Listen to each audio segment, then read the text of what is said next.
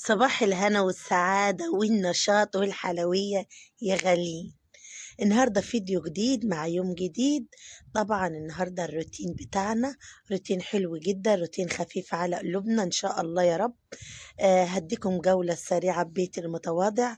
طبعا عايزين لايك والاشتراك لأختكم حبيبتكم معنا. هنصلي على النبي ونوحد الله. طبعا النهاردة الروتين اللي بعمله وأنا بغيب كده وأعمل لكم روتين في بيتي. طبعا بنعمل روتين كده خفيف سريع. عملت ايه يا ام هنا؟ النهارده شلت اوضه البنات الولاد، شلتها تامه، من تسييق بقى التنفيض اللي مش عارفه ايه كله، خليتها كده فله شمعة منوره. مسكت طبعا الملايات وحطيتهم كده دورة غسيل كده بسرعة ونشرتهم، وحبيت أوريكم السطح بتاعي وأوريكم الجو الحلو الجميل فوق السطوح. هو أنا زعلانة شوية عشان طبعا الزرع بتاعي كله مات، فالحمد لله قدر الله فشاء فعل.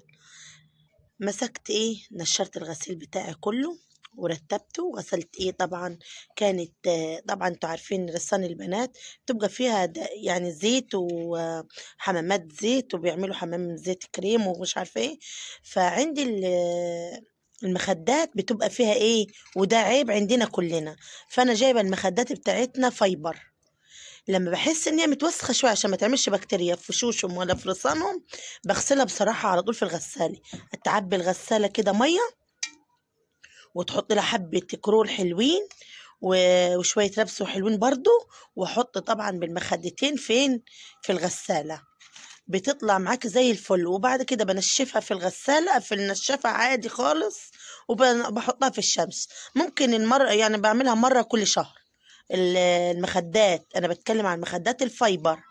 لو انت عايزه تغسليها بتحطيها في الغساله وما تخافيش، ولا بتكحكل ولا اي حاجه. بتيجي بعد كده بتنفضيها وبتبقى بترجع زي ما هي.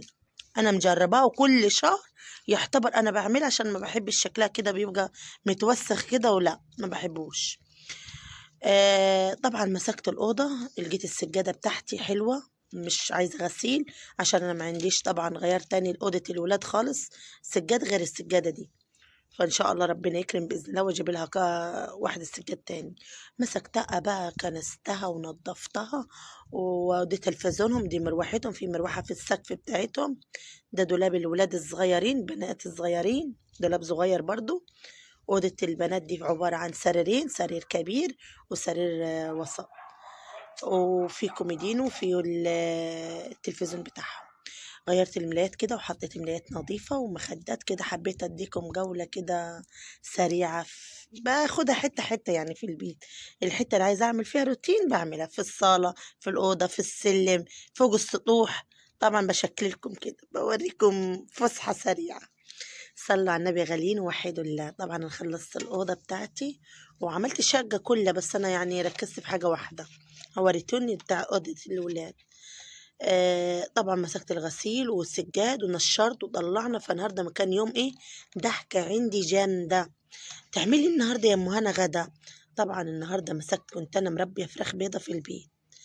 اعمل ايه بقى، عايزين نغير عن الطبيخ والحاجات دي، فجنبنا ناس بتشوي الفراخ يعني تودي لها الفرخه تشويها لك. ودي لو حد حابب يربي برضو، يعني بربي، في ناس بتربي في البلكونة، بتربي في أوضة تكون ملهاش لازمة عنديها، بتربي الفراخ البيضة دي. أولا دي ما بتطلعش ريحة ونظيفة جدا وأكلها نظيف، الفراخ البيضة بالذات. فأنا عندي عشة فوق السطوح فبربي لي فيها خمسة ستة كده يعني. بحب نغير ساعات بنشوي عند الراجل ده، بياخد حق شويته. اما الفراخ بتبقى من عنده ويطلعها جميله كده ما شاء الله عليها، ايده نظيفه كده وراجل نظيف ومش لا ما شاء الله عليه الله اكبر. قليت بطاطس وجبت من عنده طبعا بابانا ربنا يخليهولنا يا رب، شوهنا وشوهنا فراخ وجابها لنا. واحنا حضرنا الباقي بقى، حضرنا البطاطس ومخلل، وجاب لنا جبنه قديمه من عنده، وجاب عنب هو وجاي، يعني نفرح الولاد كده شويه، نظبطهم كده ونفرحهم أكلة حلوة هم بيحبوها. أكتر حاجة لما بربي الفراخ بالذات بيحبوها مشوية، لما أوديها عند الراجل بتشوي فيها توفير. طبعا انت بتجيب الفرخة ب300 جنيه، لكن لما بتروحي تشويها بتكوني بتاعتك، بتشويها بكام؟ بتشويها ما فيش، بياخد 40 جنيه عليها شويتي.